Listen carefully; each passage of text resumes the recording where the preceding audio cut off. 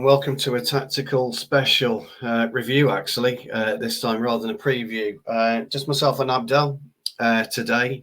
So Abdel will be able to give you a detailed explanation as to where it all went wrong from the game against Brighton.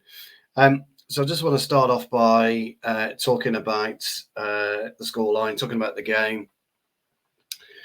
My thoughts are that it was kind of understandable looking at the first 11. Abdel, I don't know about yourself. We know we've had issues in terms of our midfield base for such a long time. I think the first half interpretation of where Eriksen was playing wasn't quite correct. Our wing backs or our full backs, Shaw and Dalot, weren't quite as inverted as we envisioned they would be from pre-season. And we're up against a very drilled and competent and well-coached Brighton side who looked at us as a vulnerable animal. And that was quite disturbing from my point of view. So I want to start just getting your opinion on the overall structure of the first half, Abdel. And then once we've done that, I'd like to start drilling down in one or two areas that I noticed were quite poor today. So, yeah, if you just give us a general overview of what your feelings were in terms of how we set up, why you think Ten Hag set up that way. Okay, so I think the first half was very, very poor. Like we barely created anything except that one chance that Bruno skyrocketed off. You know, Yeah, it was poor, wasn't it? Yeah, he shot it to Mars. Yeah. But Still up there, still traveling. Yeah. But the thing is, with the structure that Ten Hag, started, it's not a surprise because like the more you watch of the match and the more you watch of how things develop, you'll be like, I realize why he did that. This squad is very limited. This squad is very limited. He had to do that. You know what I mean? And it's the same story with previous managers. Like you kind of like their hands are tied. This is the options that they have, and this is how they have to play and pray to God that they get the results that they need. And for example, like starting with Fred and McTominay, right? Okay, what else are you gonna start? You know what I mean? Yeah. There is no other option except youngsters, and you don't want to throw youngsters into the deep end against, as you have said, a very competent team, right? That they're gonna eat them alive.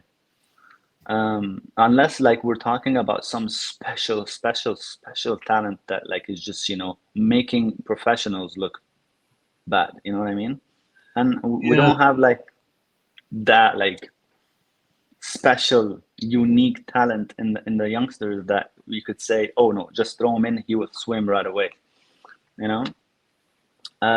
But what was obvious is our weakest links were Fred, Scott, and David De Gea. In terms of to an extent. Yeah, in terms of just like on the ball, nothing else. Like just their ability on the ball. I'm not talking about anything else. Not like for De Gea, high claims, all that stuff. I'm not talking about that. For McTominay, his positioning and awareness, I'm not even talking about that. I'm just talking about purely the on-ball quality. It like there is levels between them and Eriksen and Malaysia and Eriksen and Martinez, even Maguire, who people don't like. Like there's levels between McTominay, Fred, and De Gea, and those other players, and they became our weakest links. And if you noticed, the 2 goals we conceded were on the transition. Yeah, exactly right. They were. The goals.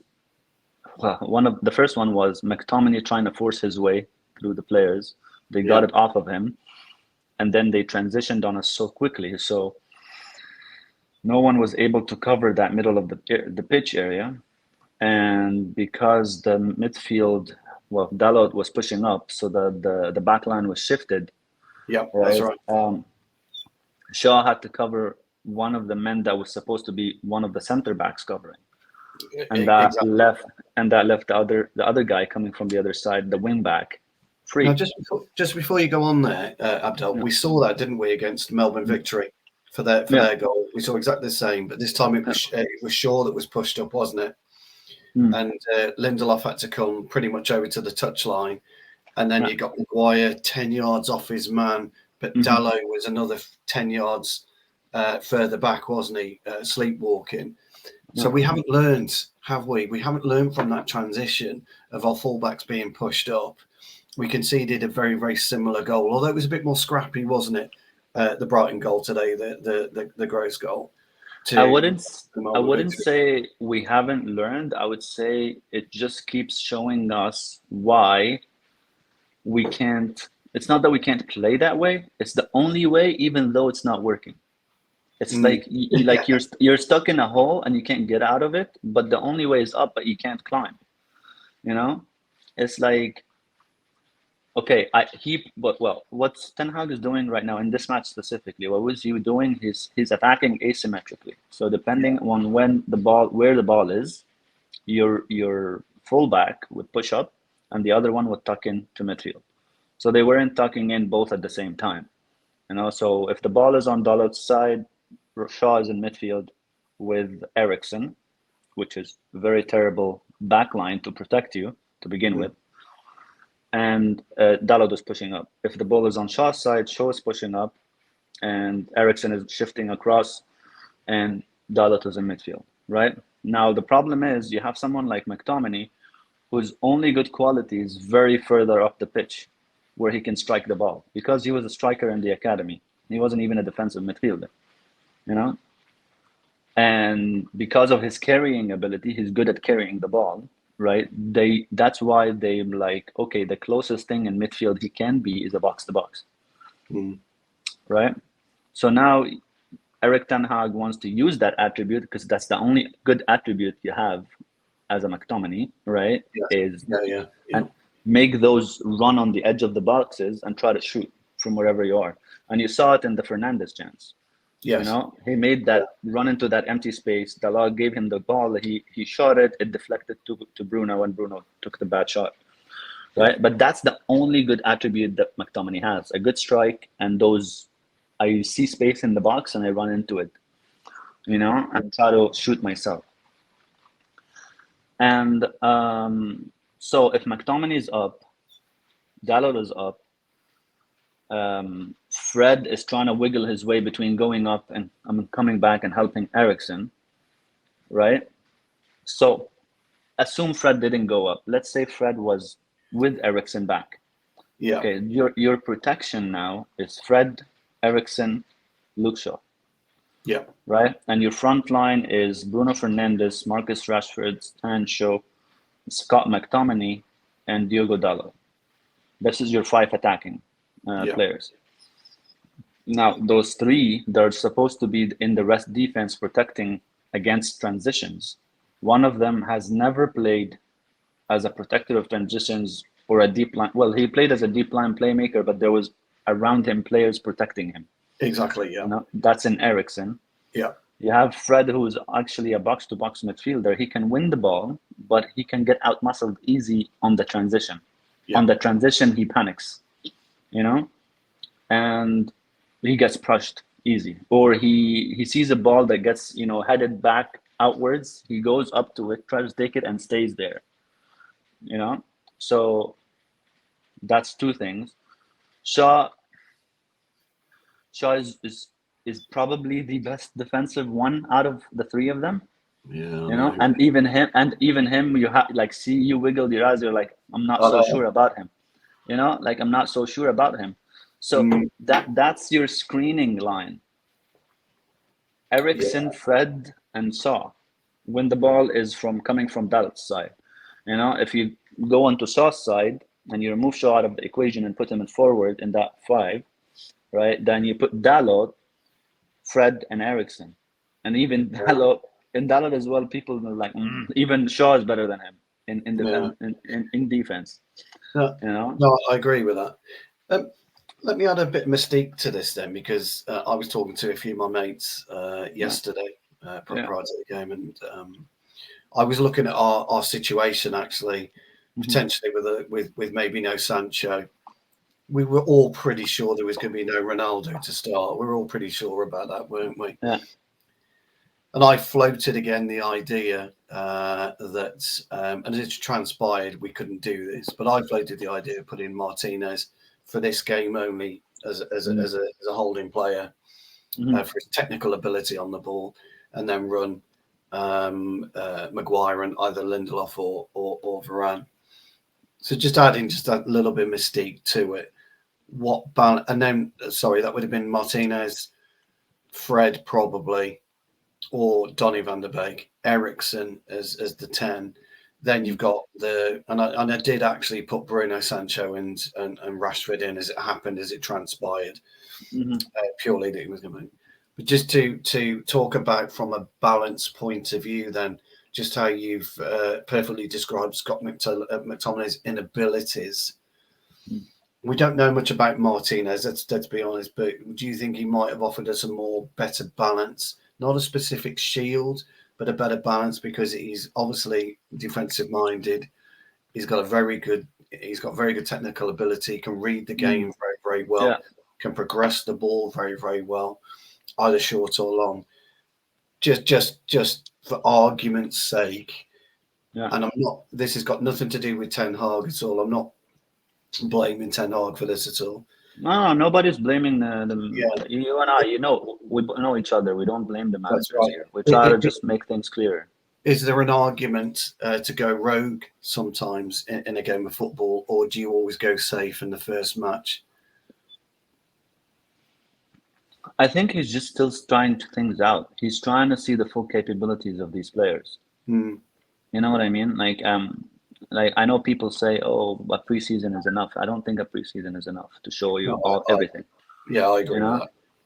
And I think he will still be learning more and more about them and their habits as the time will go on, and they're exposed to different situations. Because preseasons is fun, no pressure, games, friendlies, blah. So they'll express themselves easier. They won't worry about making mistakes. But when you hit the Premier League, it's not so much that you're playing different teams, because we played teams from the Premier League and we won them easy, right? It's not so much that it's the teams in the Premier League, it's so much that the pressure of the Premier League. Now that the pressure started, the psychology changed. Yeah, I agree with that. Like, okay, now everything is on the line. I'm afraid to make a mistake. So they go back to, as we were discussing, remember, with John before, the autopilot habits. I'm like, okay, now I'm in that situation again, where if I made a mistake, it's going to cost me, and everyone is going to be on my back, and and I'm going to cost the team. So what's the safest thing to do? Oh, I used to do this. I go back to autopilot. You know what I mean? Yeah. And like I said, like, it would hugely shock me, but like, Ten Hag will have to change some stubborn habits in some players. And it would shock me if he changed it before actually binning them. Yeah.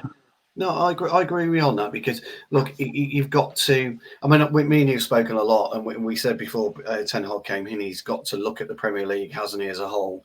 And he's got to look at Premier League style of players, not particularly the way that he wants to play. How can you get the Premier League playing?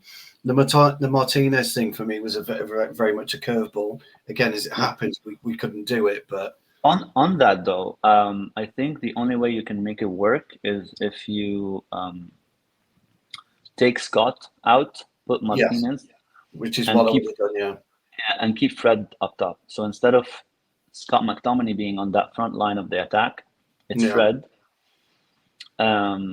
And then you have a shield of Eriksen, Martinez, and whichever one of the fullbacks. Exactly. Now, is it adding a lot to your on-ball quality? I would say yes, a little bit, but not that massively, because Eriksen was doing that job already. Yeah. He was drifting from side to side to where the ball is to make those diagonal crosses to Rashford, to Bruno, to whoever in the box. And I think we all knew that Eriksen was going to play the deeper role than anybody else, because Frankie hasn't come yet, who we've been chasing all summer. So he has no option but Eriksen. Agreed. Eriksen has the I passing agree. quality, the passing range. He's our Pogba now. Yes, Actually, he is.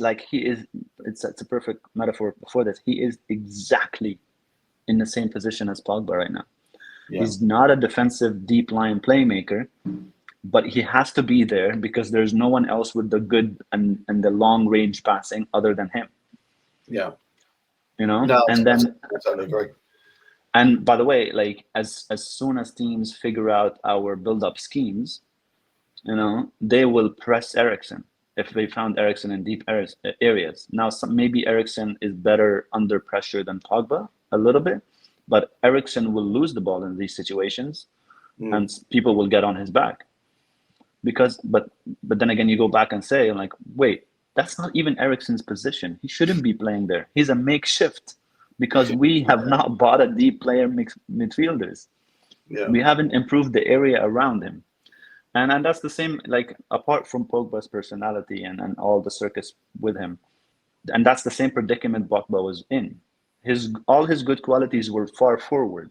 Yeah. But we had to drop him because there's nobody else with the quality on the ball or passes on the ball, other than him. So you're stuck with him.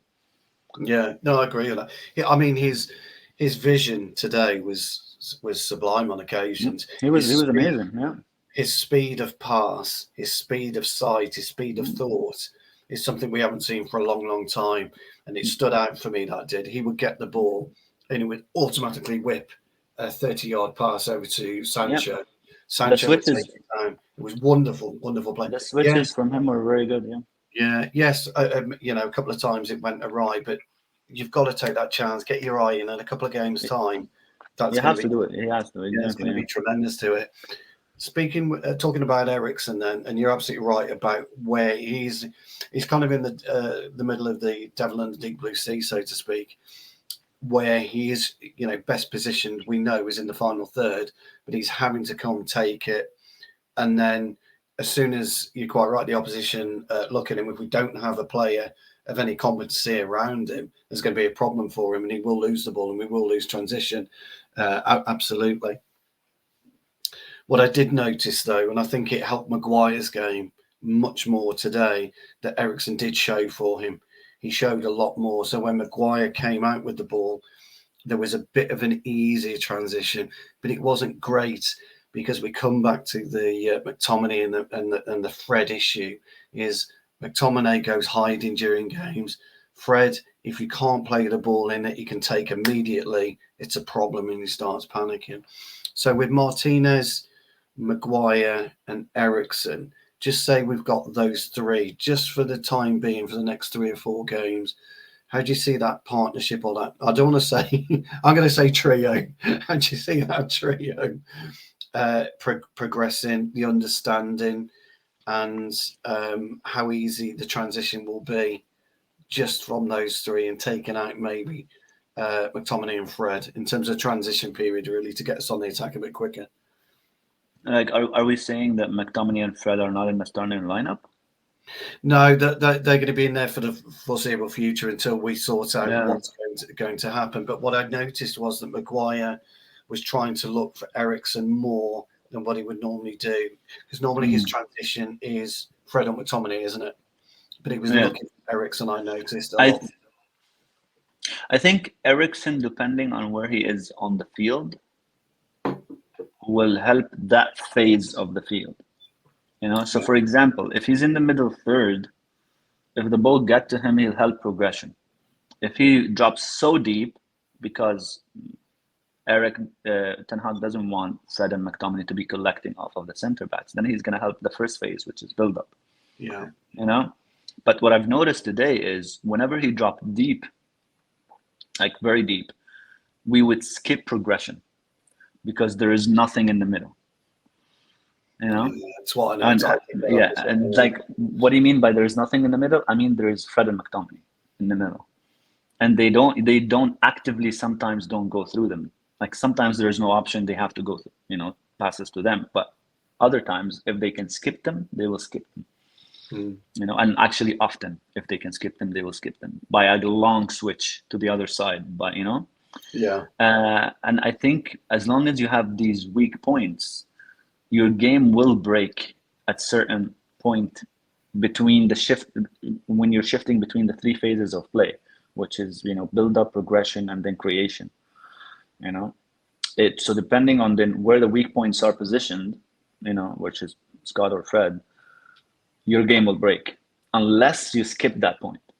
Yeah. And we've been doing that under the previous manager too. Like whenever Scott and Fred, I know I don't want to feel like I'm attacking them, specifically, but it's just but it's just like whenever they break the attack, the next time we try to start an attack, we skip them.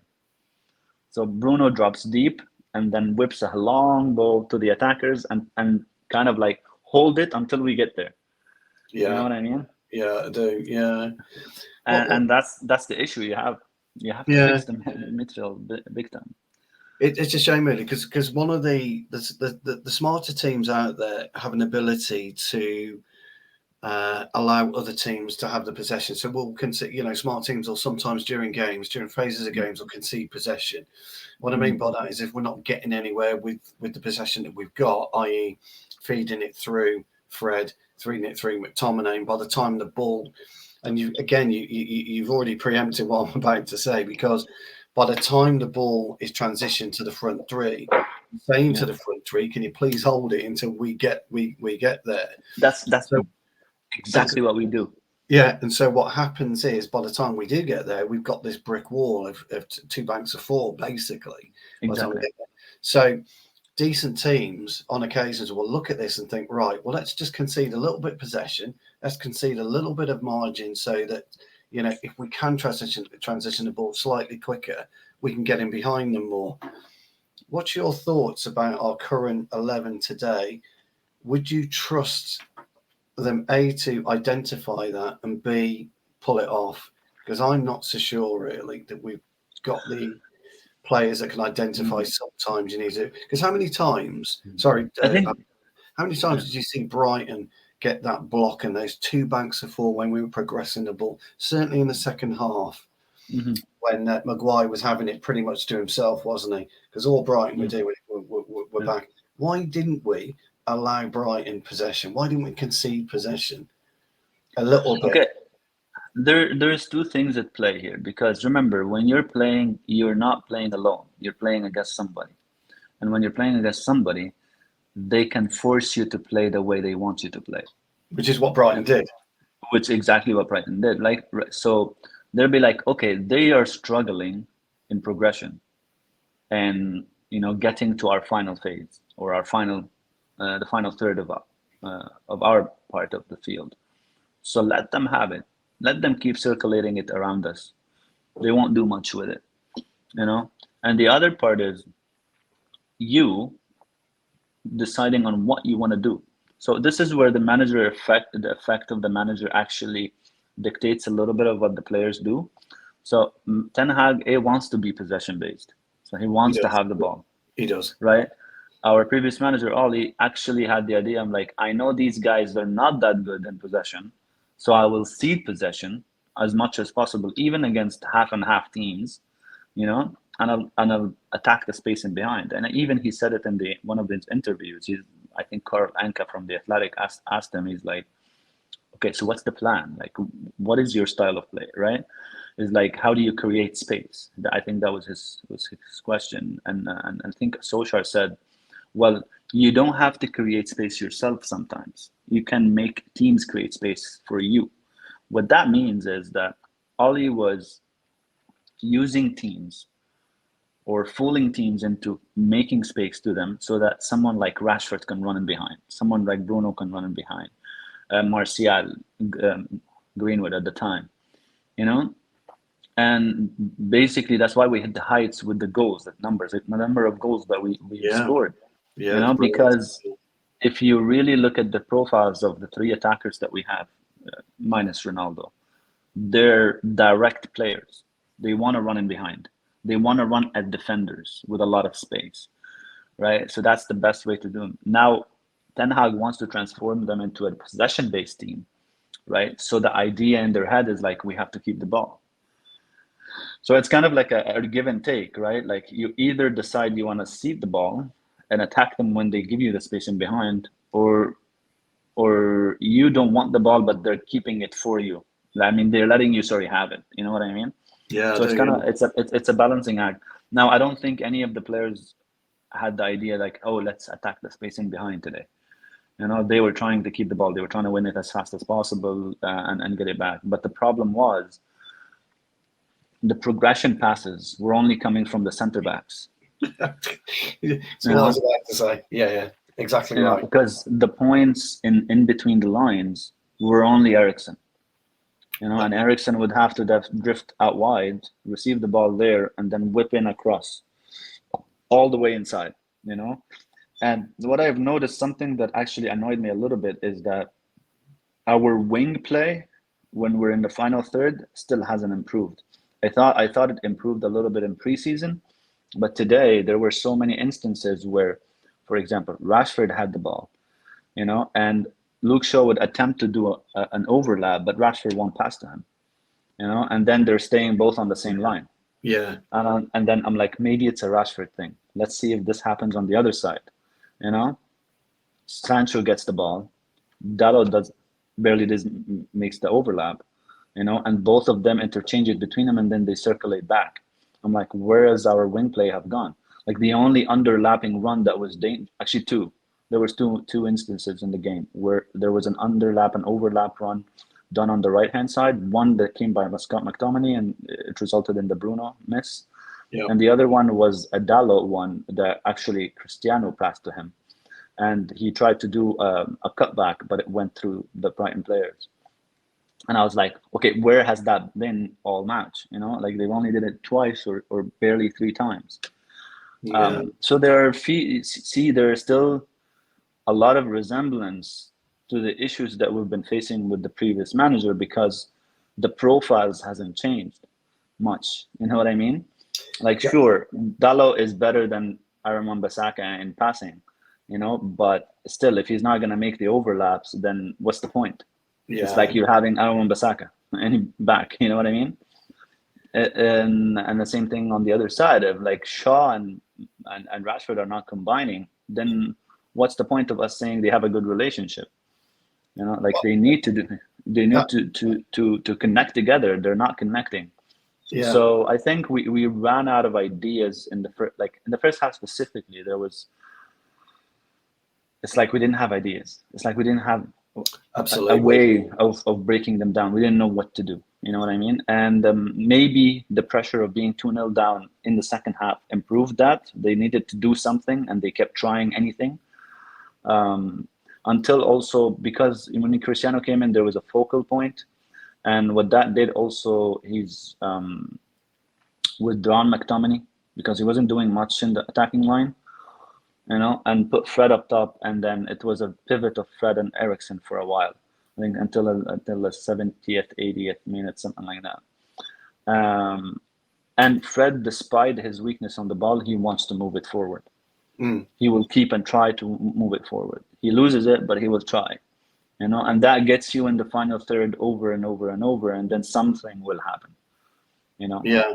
What one of the things you mentioned, and I picked up on this as well, was our almost lethargic transition from the centre halves and the fullbacks. Maybe not so much Martinez and Maguire, because there was occasions where Maguire progressed the ball himself. Martinez did the same.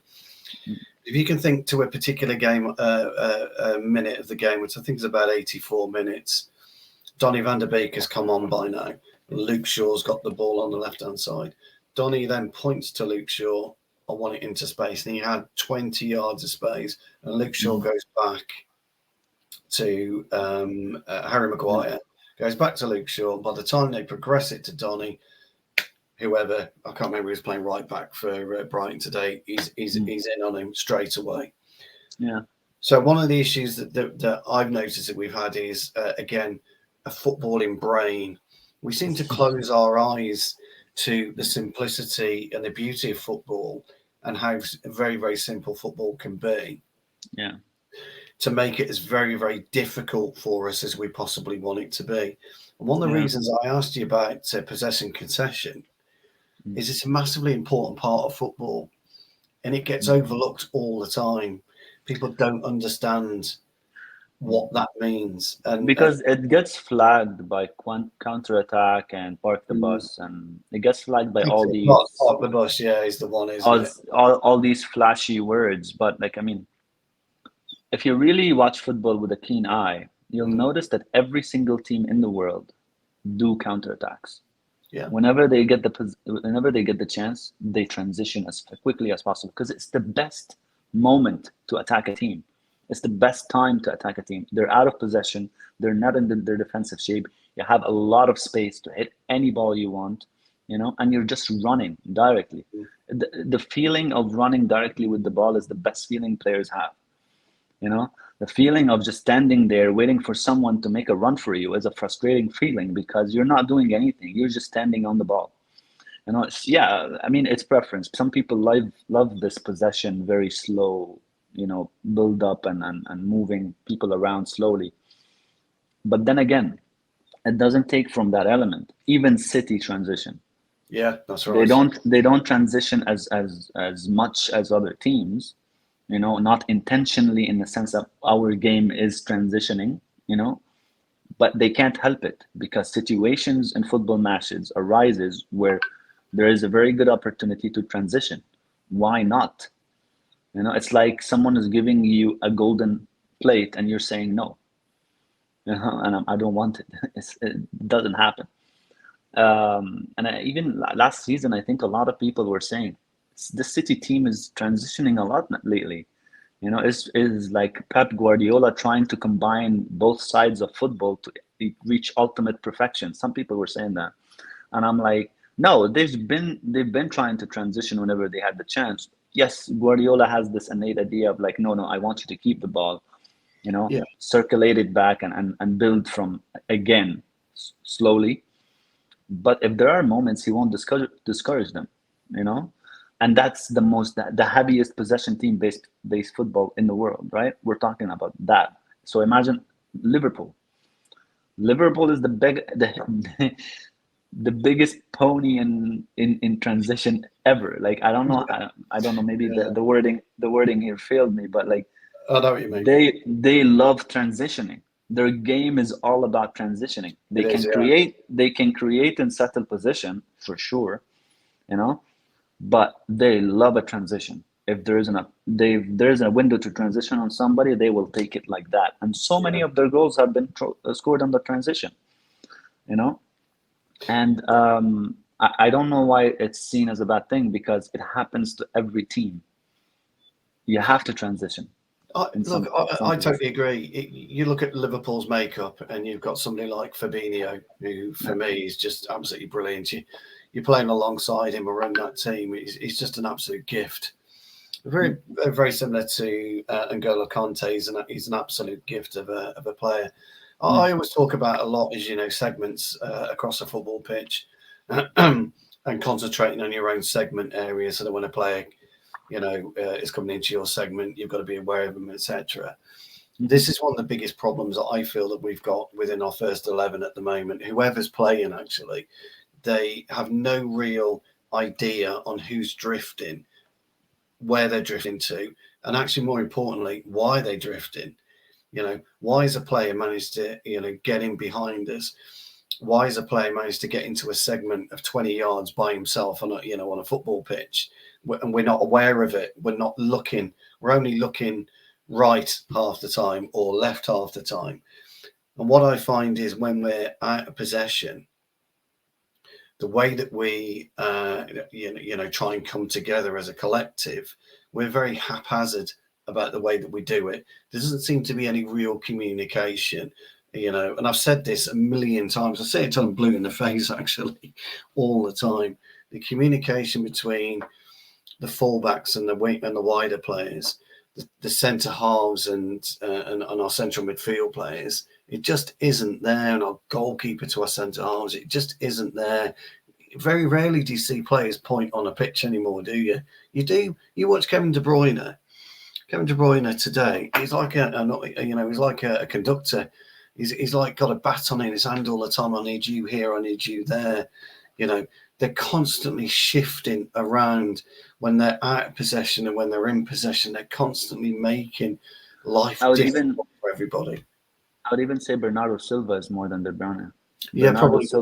That's probably he's a little magician, that guy. Like, he controls the whole flow of the game. But like, anyway, we don't want to speak on City too much. No. For example, okay, so the idea here, like what you're talking about, right? You want, as a coach, as someone who's managing this team, to reduce the amount of space that each single individual has to cover, right? But the problem, as you said here, when you have a weak point in the goalkeeper and then you have a weak point in the central midfielders, both these guys, they roam on their own. Okay, so De Gea is living in his own bubble on the 6-yard line. Okay, and the central midfielders, who usually are Scott and Fred, are living in their own bubble too, because they decide on their own automatically, I'm gonna move up and attack the ball, or I'm gonna move up and run with the ball. But there is no communication between the center backs. I think the communication between our fullbacks and center backs are not that bad, or between the two center backs is not that bad, because I see the line shifting correctly. The problem is there is no cover from the other side. Someone, I'll tell you, like someone who used to help us very much actually with that, getting caught on the other side of the pitch, was Daniel James. If I know we say McFred, but it should have been Dan McFred, because James was actually playing as an extra midfielder for us. Just from the amount of running that guy used to do. And so all he knows at the time, like he knew that we're good on the left-hand side. So that means the weakest point will be the other side of the pitch, right? So whenever we're facing a team that's good, technically, setuply, coaching-wise, everything, he would put Dan James on the other side, or he puts Juan Mata. Absolutely right. Yeah, totally agree. Yeah, totally agree. Like Dan James, I'm not saying he's the most intelligent footballer in the world, but he knew the basics. Yeah. And he knew as a wide forward or a wide midfielder, you need to cover your fullback partner. And whenever we lose the ball on the left-hand side and we get attacked, Daniel James was on the other side to cover. You know what I mean? And it was basically, it basically reduced the space that Fred and McTominay had to cover as well. So Fred and McTominay looked better when Daniel James was playing with them. You know what I mean? The moment Daniel James wasn't playing, Fred and McTominay looked like they had a lot of space to cover. Yeah. And then they lose that grip on the match. And especially because, like, when you play big teams, you're condensed anyway. So it makes things easier for Scott and Fred to cover their bases, to screen in front of the back line. The issue with them isn't when we're sitting back. The issue with them is when we're so advanced high up and there's so much space behind us to cover, they leave the two center backs stranded to exposed all the time. Yeah, all the time. I remember, like, the most obvious example was the Wolves game last season. Oh God, yeah. First game for Varane, the amount of 1v1s he had to deal with them in his first game for the club was incredible. It's like I probably never had to do this much for Real Madrid. It's like never. Yeah. So he had the crooner in there, Casemiro, in front of him. Yeah, he had Casemiro there. And the thing, what's funny also about that trio is that Kroos used to drop deep and Modric used to drop deep to play, to conduct the play, right? And Casemiro would push up. But Casemiro was so intelligent and aware that if a pass from Kroos did not reach, or if a pass from Modric did not reach, which is very highly unlikely because these guys were perfect on the ball. Even though he's advanced, he goes back so quick to screen. We don't have that. Like, I don't know how many times we need to say that. Like, the club it's actually ridiculous that a club at the size of Manchester United don't have a defensive midfielder. It's Like, amazing, isn't it's mind-boggling. Like, I cannot fathom that. You know what I mean? And it's not it has nothing to do with the managers. Don't tell me it's the managers who choose these targets. It isn't. But I do have a question for you then, Abdel, on this, and it's going to be a really hard one for you to answer, mate. And I'm sorry, but I'm going to put you on the spot on this one because it's been bothering me for a while. We've been playing this midfield partnership for 4 years, I think, isn't it? Something close on 4. It must be.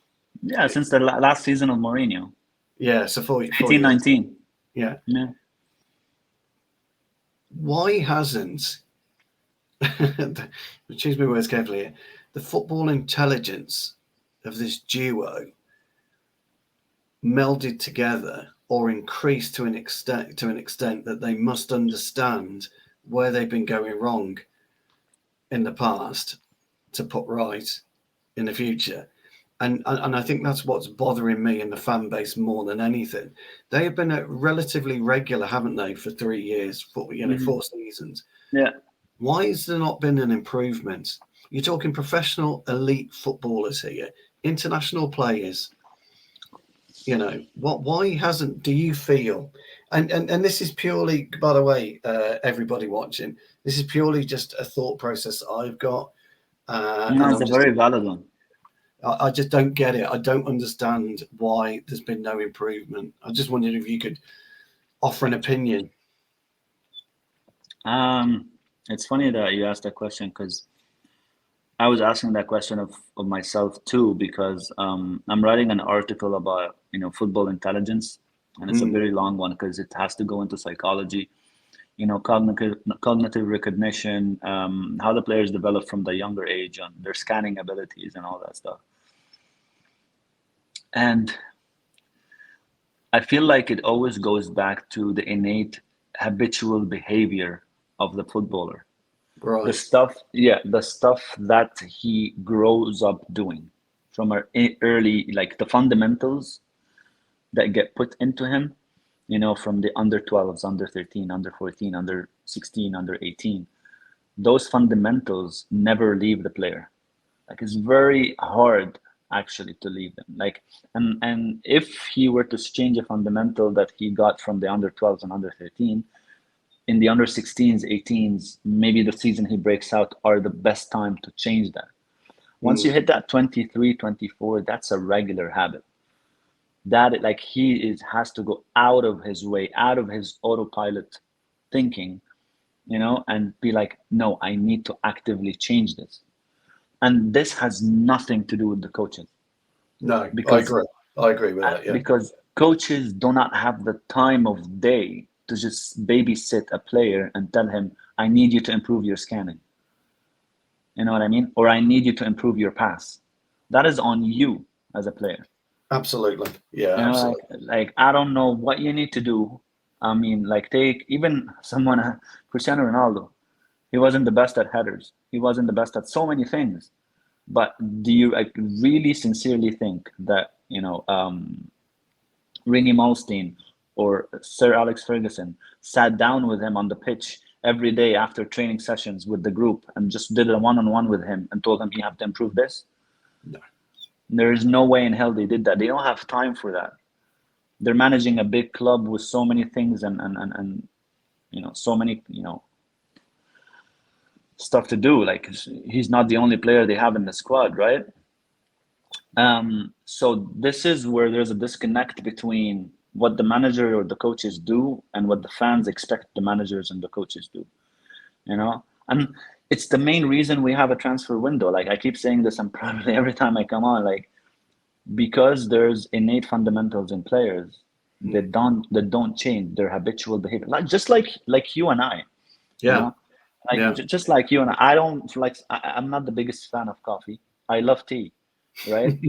That's a habit that I have every day in the morning. I drink tea. To tell me to all of a sudden change that, and don't do it ever in my life, that's extremely difficult. And okay, you gave me the advice. You told me tea is not good for you. Change it. You know what I mean? You're the coach now. You told me what I need to do correctly, right? I've been doing this for 24 years of my life, or 30 years, or whatever age I am, right? For me to change that habit, I have to actively want that. Actively want to change that in myself. And that's very difficult. Yeah. You know, the easiest solution for coaches is, okay, what is he good at now? You know, like, what are you good at now? So let's say in the case of Scott McTominay, he carries the ball well and he has a good strike on him. So I'm gonna put him. Put him. That's limited, but that's the only thing he's good at. So I'm just gonna try to put him as advanced as possible, and try to get anything out of him that way. And you may not get something out of him. You know, it's a 50-50. You may not get something out of him because it will still depend on his scanning, his recognition, and his exploitation and advantage taking of the situations that happen, because every situation is different, right? Marcus Rashford, very good at runs in behind, very good at running directly at players when there's space. You know, not so good at combining, not so good in tight spaces. Yeah. I'm not gonna go to Marcus Rashford and tell him you need to be better in tight spaces. You know, no, that's something that Marcus Rashford has to work on himself. I'm pretty sure every single manager that had Marcus told him, Marcus, you need to lessen your dribbling in tight areas. You don't have to do that every time you get the ball, you know? Yeah, absolutely, yeah. But Marcus has that as an automatic thing, because he knows in tight spaces he can't run behind, and he knows he has to cut in on his right foot to be able to shoot, and he's a goal scorer. He wants to score goals.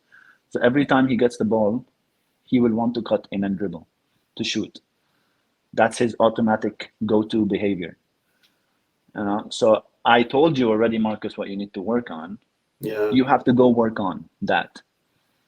I can't make you work on it. The only thing I can do is change you with another player if you're not going to do what I asked you. Yeah. You're hampering the team, basically. Yeah, I've spoken about this a lot in the past, and we've spoken about it, as you well know. Yeah. I talk about aptitude and application all the time in football, and I'm tired of hearing that managers make players better. They don't. It's the individual himself that improves, and this is where I'm going with our midfield duo. They're just not improving. So once you've published that paper and if you put it online, let everybody know, because I think that'll be a fascinating read, because fans have got to really start delving deeper into football. Don't just start saying that David De Gea is our best player because he made 25 saves. Look at, as we were speaking to John, look at the difference between how he's made those saves and the issues that we have in and around it with our centre backs. So there's a lot more to football. And I think the eye test. He was a liability this match. He was. Yeah, he was again. I don't want to hear the eye test anymore, because it's not going to cut it anymore. The eye test is deceiving, because the eye test, sometimes we see what we want to see. Yeah, exactly. Yeah. You know what I mean? Because it goes back to psychology as well. Like, if you have a preconceived idea of someone, like, for example, you're walking into the stadium. I know David De Gea is the best shot stopper in the world. Absolutely. So your eye test will deceive you into thinking that, like, he doesn't do a mistake, because you're looking for the things that you have, the ideas that you have of him. You know what I mean? And some people don't have even the span of concentration for the eye test. You know what I mean? Some people don't have some of us, when you walk out of a match, tell them, "Oh, do you know what happened at this time?" I'm like, shit, I don't remember. Like, really, I didn't see that part in the match. Yeah. And that's why analysts watch the match 1, 2, 3, 4 times even. Exactly, because right. they need to take every action into consideration, because I think they've calculated the amount of actions in a match on average, not every single match, on average is around 2,500 actions. You think anyone with an eye test is going to track every 2,500 actions No and remember them after the match? You know, no way. Absolutely no chance. We've got 10 Remember minutes. the score, like in a week time, you know. Yeah, we're approaching our last 10 minutes now, so I've got 2-part questions here. We saw when Cristiano Ronaldo came on, we saw 2 different types of centre forward displayed today. One out of Danny Welbeck, one out of Cristiano Ronaldo. Sorry to cut you out, Stu. I just wanted to highlight something quickly before we move on to this question. From the previous question that you asked about the managers changing stuff. I know people will bring up that, look at how Pep Guardiola changed Raheem Sterling's game. Yeah, they do. You know? Yeah, all the time. The point that they're missing is Raheem Sterling at Liverpool was a dribbler and a direct runner, right? At City, he was still a dribbler and direct runner, but from a certain position. Yeah. The only thing Pep Guardiola told Raheem was, I want you to stay within that area. That's not very hard to do. That's not very hard to remember or forget. True. You know what I mean? He just told him, I need you to be in this quadrant and do all the things that you love to do, but just do it from this quadrant. That's all. At Liverpool, he was a free player to do whatever he wanted. So he came from the right, he came from the left, he came from the center, and he did those things. The only change was at City, he did those things, same exact things, but he did them from one side only. You know, or whatever side Guardiola put him on in the game. He didn't change anything in Sterling per se. Yeah. You know what I mean? But the only thing that you could say Sterling added to his game was those striker runs to the back post. You know? Yes. Yeah. And this is the one thing that's missing from Rashford to be at Sterling's level. Those back, and he did quite a few today. I was actually happy with him that he did quite a few from the left-hand side, especially. I think that's the only thing that he added to his game. But that's just player developing as his age, because he was a young player. He noticed that, listen, I'm at this City team. They have possession all the time. I'm probably not going to have the ball all the time. I need to add goals to my team. I'm like, what can I do? I need to make runs and offer myself from the other side. Yeah, because he knows they cross the ball all the time. Yeah, I think you'll probably find that Chelsea will go back to a more freer role again. I don't think he won't be as exactly. He'll go back to, and that does not mean he forgot the tactical discipline that he had with Guardiola. It's just the role had changed. He's free to do the same exact things, but from everywhere. Just a different way of playing. The reason I wanted to bring up Welbeck is because I thought he had a magnificent game. I thought he led the line brilliantly today. He was an absolute menace. But and he never really demonstrated that when he was with us at Manchester United. But obviously, it's all about growth. It's all about maturity and adapting your game to keep yourself injury-free, because he's been relatively injury-free, hasn't he, at Brighton, considering what he was like at Arsenal and Manchester United. And I know Gross got the plaudits, but I thought Welbeck for Brighton was by far man of the match. I thought he was tremendous. But I'd like to get your take on when Cristiano Ronaldo came onto his forward style play and to Welbeck style play. And if there's a difference, would we benefit from a Welbeck type of player moving forward under Ten Hag's ideas, or would we still benefit from a kind of Cristiano Ronaldo? So there is a method to my madness on this question. But I thought Welbeck did a brilliant job at on the forward line today. I thought he was a menace. I thought he was outstanding. I really did. So yeah. I think the thing that you need to look out for when you're talking about a center forward profile is what's the dynamic around him that you're going to put him in. Okay, because that dictates what type of center forward profile do you need. So, for example, someone like Ronaldo, right?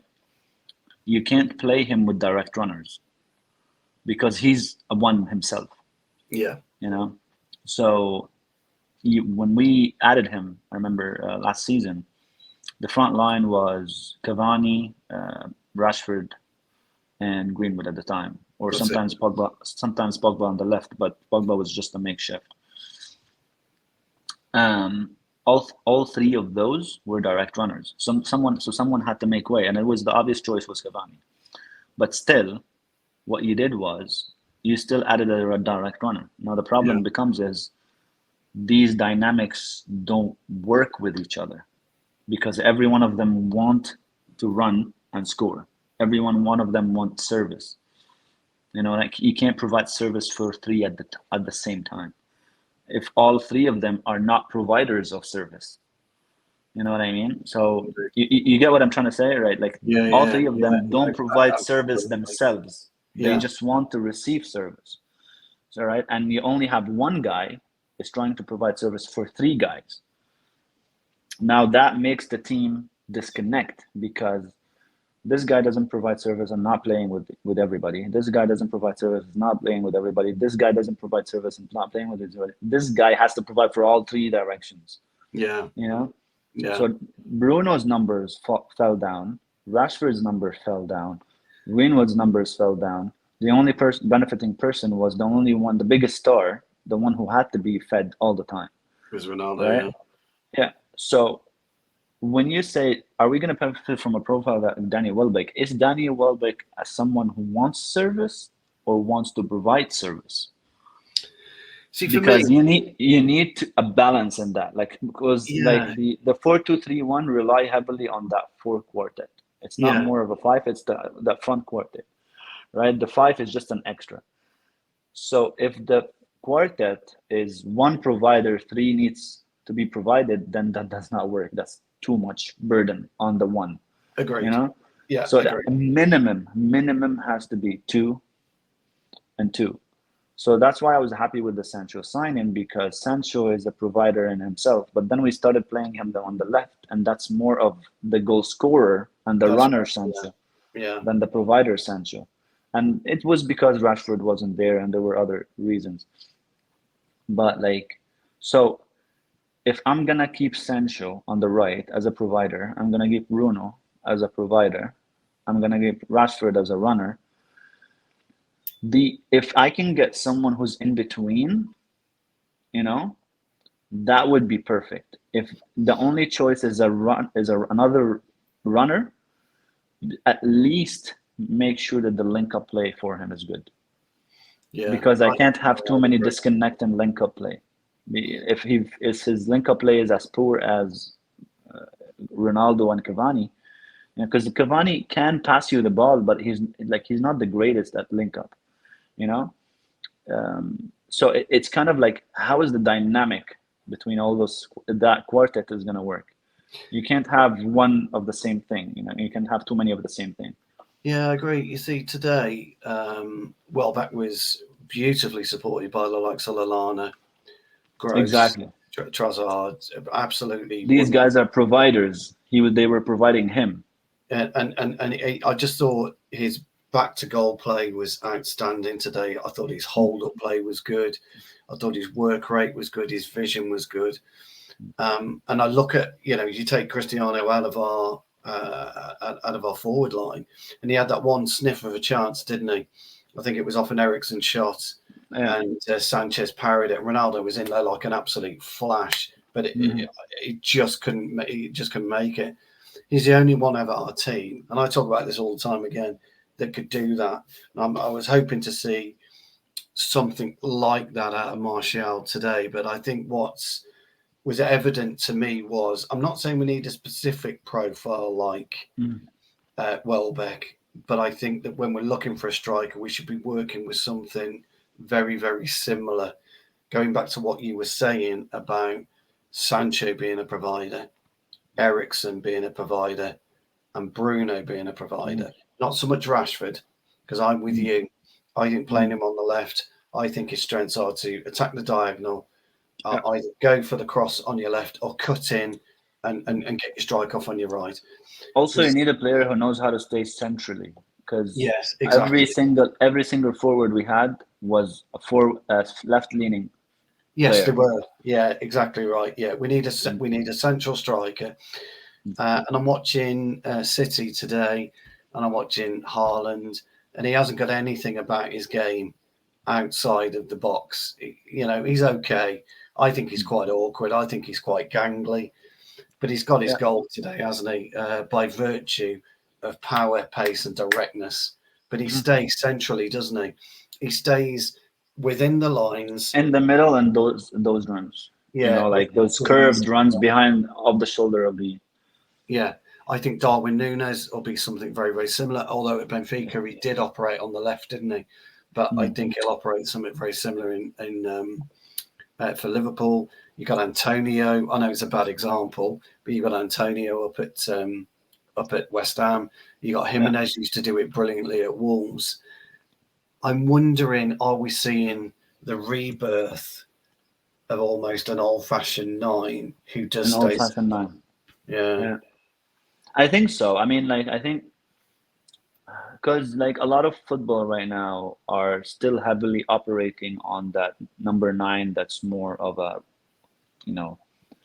joker type of player. You know what I mean? He's like, he's a little bit of everything. You know what I mean? He's a little bit of a provider. He's a little bit of a hold-up player. He's a little bit of a number 9 traditional. He's a little bit of this, a little bit of that, But so like managers are trying as much as possible to look for the complete center forward. Like, and then the only one that you could say we're complete is, for example, probably Karim Benzema. He models the complete center forward where he can do everything. He can link up. He can be the striker, that nitty-gritty, tough, traditional number 9. He can create for others. He can press. He can do pretty much everything. Firmino can do pretty much everything except being the traditional 9. He can't be a 9, yeah. He can't be that. He can't be the traditional 9, but he provides, and he presses, and he links up with people, and he vacates space for people. So he does so many other things. You know what I mean? But maybe because football now, everybody moved to that. Everybody knows what that does and their weaknesses and their strength. Maybe if you can go back to that other traditional number 9, which center backs are not now. I'm not saying that center backs are not being trained to deal with, but it's been so far from the game now that maybe they've forgotten how to deal with it, or because they haven't experienced it as much. So it could not the new thing, but kind of like how football moves in cycles. I do, yeah. And so it's gonna go back to it, and it will rise into fame a little bit again, and then maybe we'll go back to that. I think playing the 2 defenders that we were playing against, someone like Lewis Dunk, who loves a more of a mobile striker rather than a static one like Haaland. I think we would have benefited more from a Welbeck type performance today up front than we did with our mobile front 3. Again, though, when I was talking yesterday, looking at our squad depth and what we got, we could only go with a mobile front 3, couldn't we? Or Ronaldo, we had nothing else to go for. I think it'd be an interesting 2 weeks or 3 weeks between now and the close of the window to see what Ten Hag does. I think, privately, I think he's going to be absolutely livid from today's performance. And I think also, remember, I have to take into account that there are more traditional number 9s than there are those well-rounded center forwards. Yeah, I'd agree. And sometimes you just run out. Like there is no other choice but a traditional number 9, and you just have to work your way around it. Yeah, you know what I mean. And I think Ten Hag's probably I think reality bit a few weeks ago, but I really think it's bitten today. I think he's looked at it. There was some performances were unacceptable. Our style of play at times. I think I looked at it. I don't know about you, Abdul, but I looked at it and I haven't seen an Ajax style of play there. I haven't seen a Ten Hag style of play, what we're used to seeing with him. I know. And you won't see for a while until you get other players. And so I think it'll be an interesting 3 to 4 weeks. Guys, I hope you've enjoyed the show. Abdel has been magnificent as always. If you want, thank you very much. No, you have. If you want real tactical analysis, listen to Abdel. If you want to listen to somebody who gibbers a lot, listen to me. I've said this before. Abdel is brilliantly from an analytical point of view. Get my words out. I've played the game, so I always look at it from an on-field perspective. We are going to be back in probably a couple of weeks. for a next tactical. It may well be a special yet. Me and Abdel will be discussing this over the next few days. Yeah. You know where maybe to after the Liverpool game, we'll see how that goes. Yes, yeah, perhaps after the Liverpool game, yeah. You'll be able to follow Abdel and his handle there. You can obviously follow myself on my Twitter handle.